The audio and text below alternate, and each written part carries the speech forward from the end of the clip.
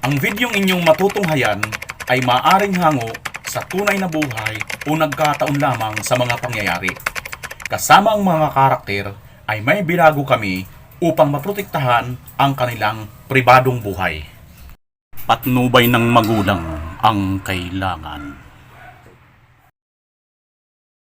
My half-sister abilities. Dito natin umpisahan ang kwento. Tawagin nyo na lang ako sa nickname kong Lera. Gusto ko lang i-share yung mga kakaibang abilidad ng half-sister ko. Actually, sa probinsya lumaki kasama ng papa ko. Kasi yung mama niya namatay noong ipinanganak siya.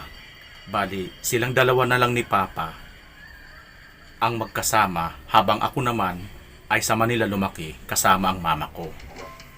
When I was 17 years old, dinala ako ni mama sa province para daw matuto ako ng buhay probinsya at para maging close na rin kami ng half-sister kong si Mera. Hindi niya tulay na pangalan.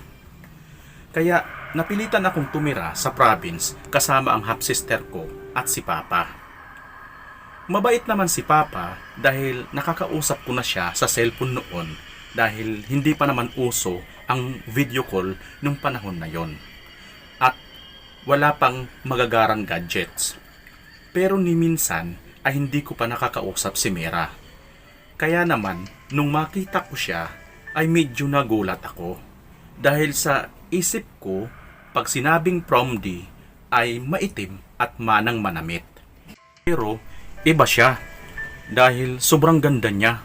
Maputi, matangkad, payat at mahaba ang itim at tuwid niyang mga buhok na mukhang malusog. Samantalang yung buhok ko ay halos naluto na sa kakasuklay. She was 14 years old that time, second year high school. At ako naman ay fourth year high school. Nag-transfer ako sa school na pinapasukan niya, kaya sabay kaming pumapasok. Nakakailang siyang kasama dahil agaw pansin siya. May hitsura naman ako pero mas maganda siya at di ko ipinagkakaila yun. Palagi pa siyang nakangiti at mukhang mahinhin. Samantalang ako ay laging nakasimangot at bara-bara kong kumilos. Palakaibigan siya at ako naman ay hindi. Pero sa kabila ng mga ngiti at pagkamahinhin niyang iyon ay may tinatago siyang kakaibang abilidad. Minsan, inutusan ako ni Papa na kunin yung mga kahoy na panggatong sa harap ng bahay namin at dalhin sa likod ng bahay kung nasaan ang kusina namin. Dahil doon din yun sinisibak ni Papa. Nagulat ako nang makita ko yung mga kahoy dahil malalaki at mahihirapan akong buhatin yun.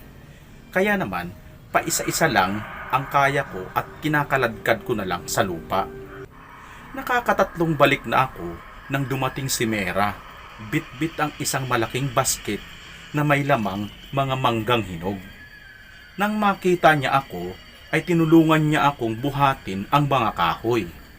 At laking gulat ko na tatlo-tatlong binubuhat niya at ipinapasan niya pa sa balikat na para bang napakagaan lang nito. Kung tutuusin ay mas malaman ako kay Mera. Nagtaka ako sa lakas niya. Pero inisip ko na lang na baka dahil sa probinsya siya lumaki, kaya ganun na lang kaisi sa kanya yon. Nang lumipas nga ang ilang araw, ay inutusan naman ni Papa si Mera na manguha ng buko dahil gagawa daw si Papa ng buko salad.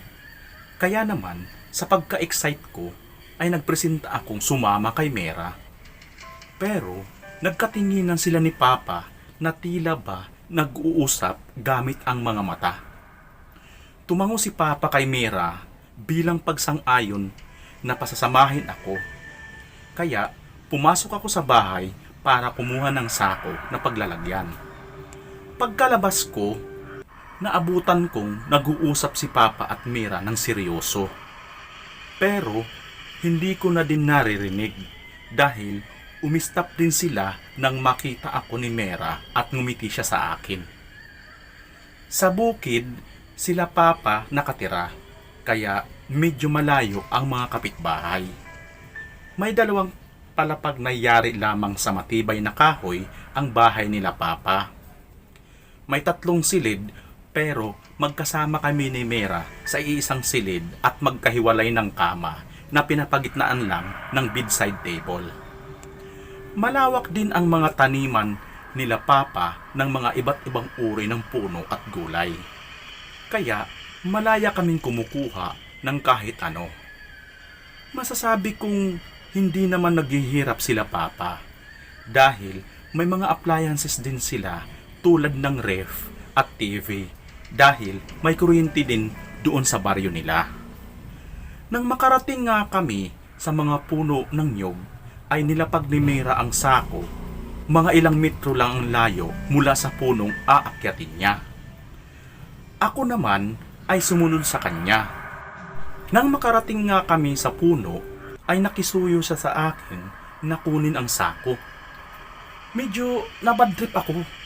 Kasi ba't kailangan niya pa iiwan sa malayo tapos ngayon ay ipapakuha din naman niya. Habang naglalakad ako pabalik sa puno, ay hindi ko na makita si Mera. Mera, nasaan ka? Sigaw ko. Andito ako ate. Sigaw naman niya pabalik. Pagkatingala ko, ay nakita kong nasa ibabaw na siya ng puno ng nyug at pumipitas na ng mga buko. Paano ka nakaakyat dyan? Ang taas-taas niyan. Ang bilis mo naman makarating dyan. Sigaw ko na naman. Mabagal ka lang talaga maglakad ate, kaya di mo naabutan ang pag-akyat ko. Sigaw naman niya pabalik.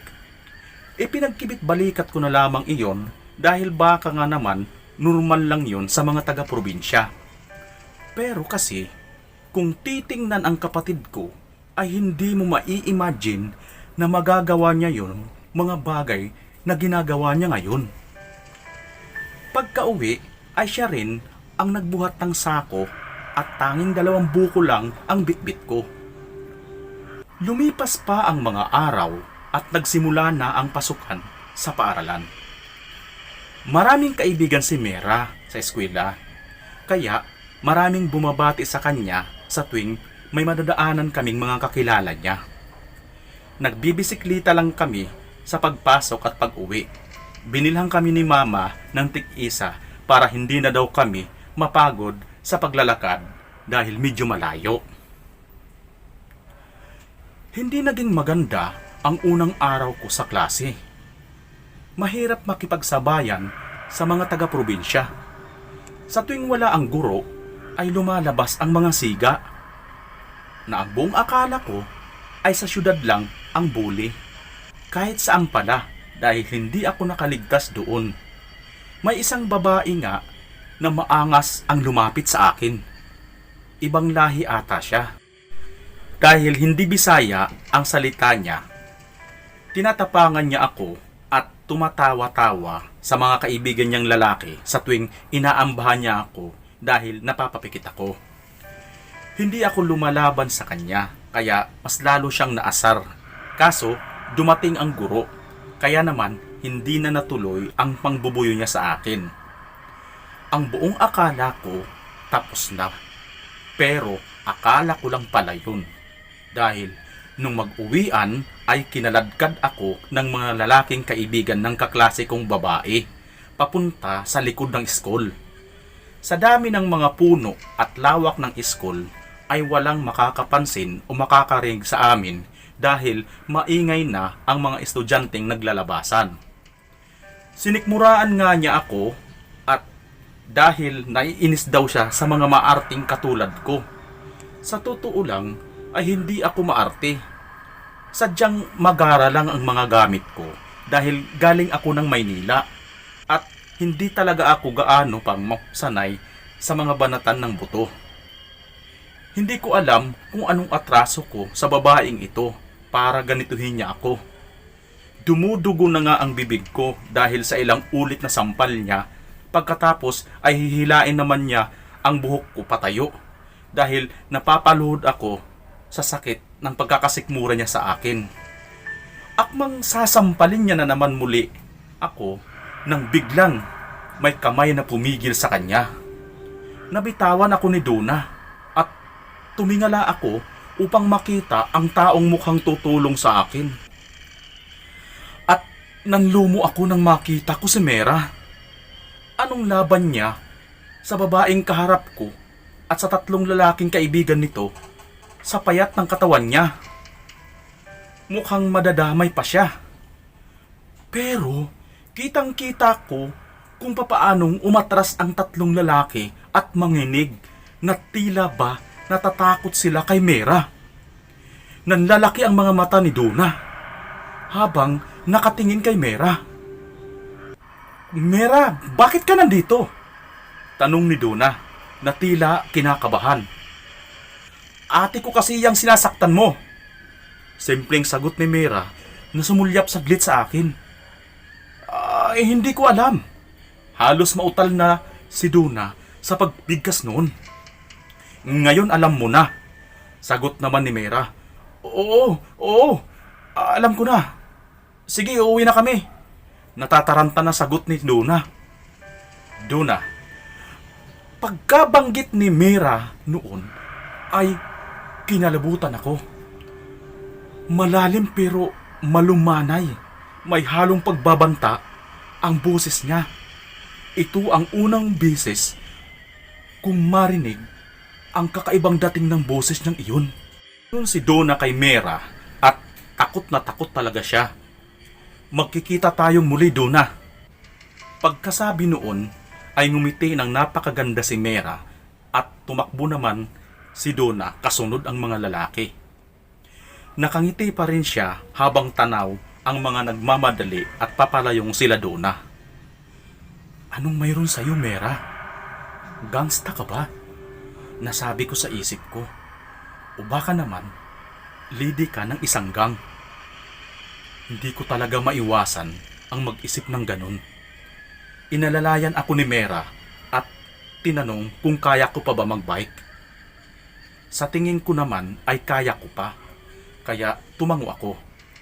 Habang nagbabike kami pa uwi, ay hindi ko maiwasan pa ang magtanong sa kanya kung gangster ba siya.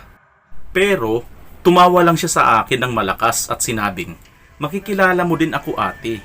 Hindi magtatagal ay malalaman mo rin ang lahat-lahat sa akin, ate." Nakangiti naman siya sa akin. Yung ngiti pa naman niya ay nakakatunaw ng puso sa sobrang ganda. Pagdating naman sa bahay, ay pumunta agad siya sa likod ng bahay namin. Susundan ko sana siya, pero nasa pintuan pa lang ako nang marinig ko siyang magsalita. Sinaktan nila ang ate ko, kaya kailangan lang na iganti ko siya. Sabi ni Mera, "Hindi pwede. Kapag ginawa mo yon, ay malalaman sa baryo nila na may kakaiba kang kakayahan. Kaya wag mo nang padamihin pa ang may alam sa'yo, Mera, dahil mapapahamak ka." Sagot ng isang malaking tinig na akala mo ay nanggagaling sa ilalim ng balong, yung boses lalaki. Patatahimikin ko sila tulad ng iba, disinidong anya ni Mera. "Bahala ka, basta mag-iingat ka, kundi maraming magkaka-interes sa'yo," sagot naman ng lalaki. Hindi ko na narinig pa ang iba dahil tinawag ako ni Papa, kaya umalis ako agad. Lumipas na ang ilang oras ay hindi pa rin nakakabalik si Mera. Malapit na ang hapunan ay wala pa rin siya sa bahay. Wala na rin siya sa likod bahay, kaya tinanong ko si Papa kung saan maaaring magpunta si Mera. Ang sagot naman ni Papa ay baka daw nasa kakahuyan lang. Napaisip naman ako kung anong ginagawa ni Mera doon gayong madilim na. Maya-maya pa ay may narinig akong umaagos na tubig sa kusina namin sa likod ng bahay. Kaya tumakbo ako papunta doon dahil baka si Mera na ngayon. At hindi ako nagkamali, naabutan ko siyang naguhugas ng kamay, kaya tinawag ko siya. "Mera, saan ka galing?" Tumingin siya sa akin at ngumiti. "Diyan lang sa kakahuyan, ate." May nakita akong dugo sa pisngi niya, kaya tinanong ko kung nasugat ba siya, pero nang pahirin niya yun ay wala namang sugat.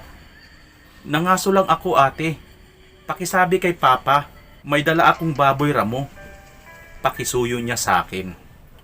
Gulong-gulo talaga ang isip ko sa mga pinaggagawa nitong kapatid ko. Kaya kahit nagtataka, ay tinawag ko si Papa at sinabi ang sinabi sa akin ni Mera. Kinatay ni Papa yun at nilinis dahil masarap daw adobo yun. Kinabukasan, pagkapasok namin ay wala si Donna sa klase. Hanggang sa maging 3 araw na siyang absent. Isang araw ay tinanong ako ng isa kong kaklase kung hindi daw ba ako pupunta sa burol ni Donna. Nangilabot ako sa aking narinig, kaya tinanong kong muli kung totoo bang burol ang narinig ko.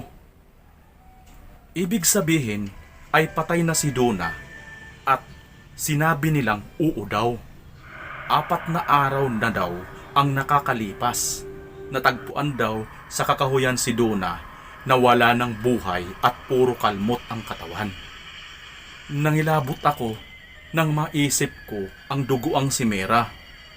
Hindi kaya siya ang may gawa? Itutuloy po muna natin mga kaibigan at sana'y suportahan ninyo ang part 2. Mahaba-haba po itong kwento natin. Maraming salamat po sa mga nakarating dito sa bandang dulo. At sana tuloy-tuloy po kayong mag-enjoy. At pagpasensya nyo na rin po ang aking medyo bakil na pagnanarate. Maraming salamat po muli. At tayo magkita-kita sa susunod na aking upload. Bye-bye!